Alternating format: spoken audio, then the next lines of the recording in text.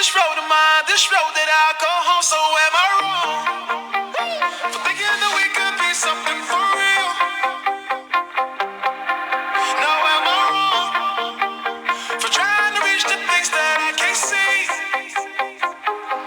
But that's just how I feel. I'm walking down this road of mine, this road that I.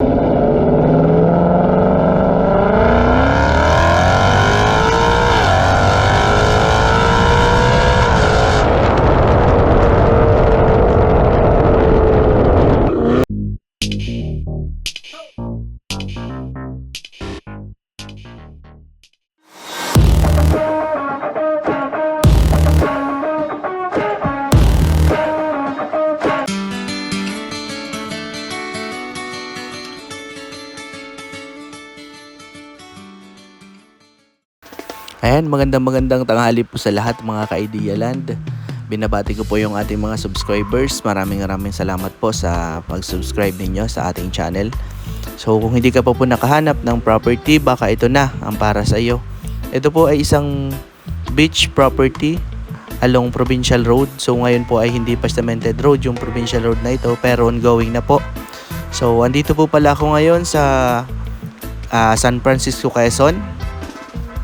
At may titingnan tayong property. Itong dadaan ko ngayon mga ka-Idea Land ay dito lang ako dumaan kasi dito yung nakapark yung sasakyan. Dito kami nakakuha ng parking area. Pero dun sa kabila yung right of way. Mamaya ay titingnan natin.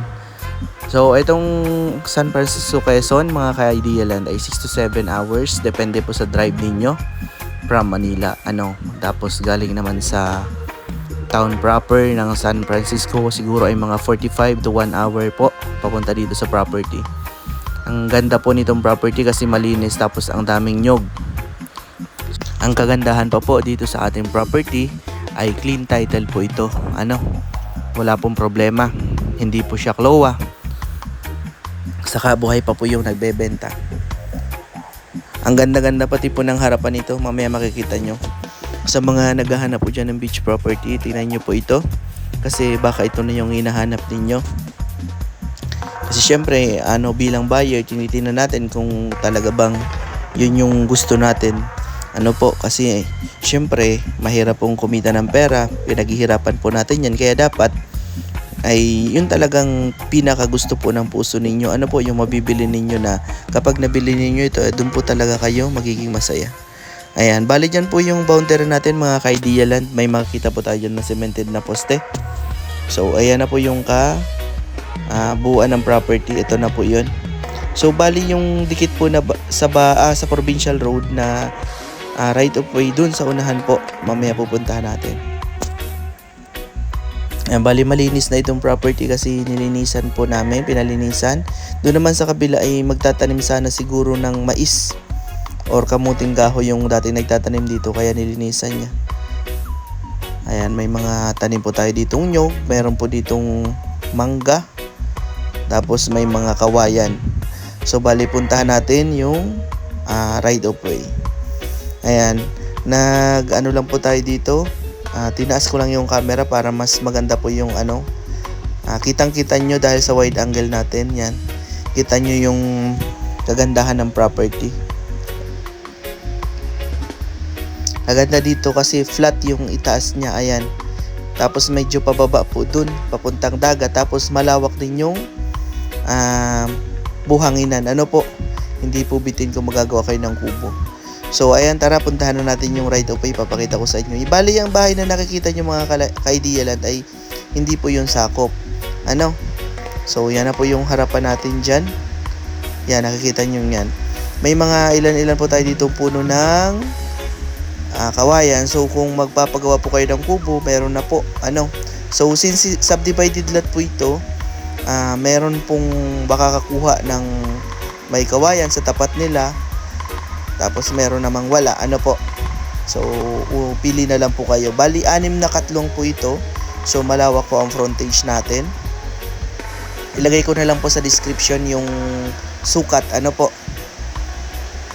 Ayan, nilinisan na nung dating nagtatanim dito kasi magtatanim sila. Kasi taba po ang lupa dito, magandang mananim ng kamote, tapos mais, ganun po.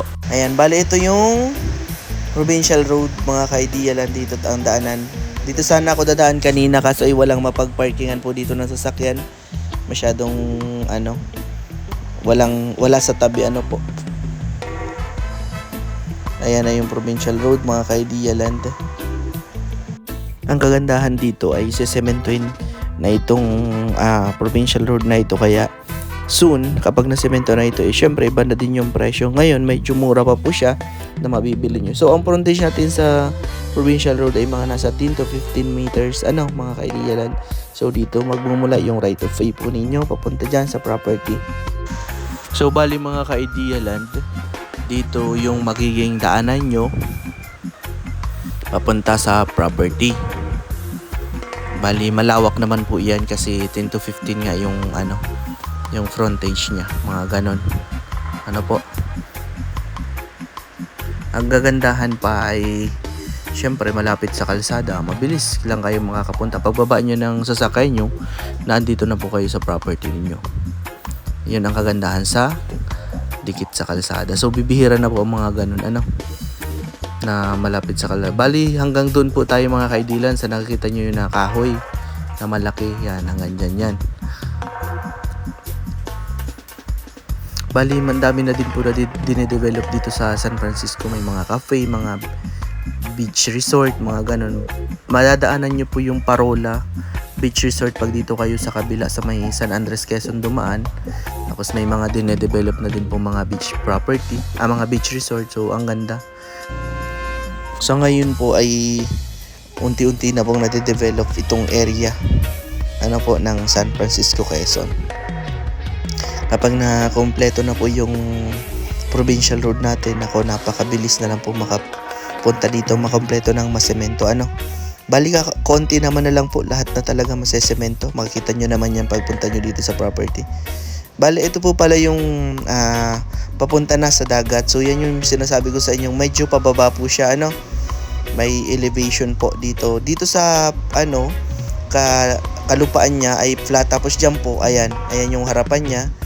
So hindi naman po siya masyadong kahit nga walang hagdan ay makakababa kayo. So mamaya po baba tayo. Ang ganda ng view dito sa taas kasi kitang-kita mo yung buong karagatan. Ayan. Ito yung napaka-perfect ng medyo mataas yung kalupaan. So safe na safe po. Halimbawa nagbagyo or something na bumaha. So sabi naman nung mga nakatira dito, wala pa naman daw pong gano'n na kasi naandyan nga sila sa baba nakatira. Ayan po, nakita yung bahay na yan. Hindi pa naman sila, kahit malakas ang bagyo, hindi pa sila binabaha. So safe na safe daw po sila dyan.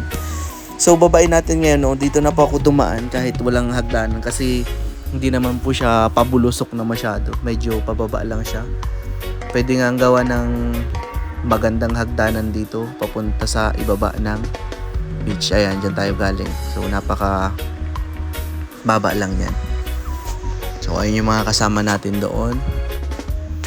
Bali mga ka-idealan ay same elevation lang ito hanggang dun sa dulo na medyo may pababa po Ayan, kaya perfect na perfect po ito pagtayuan ng bahay po.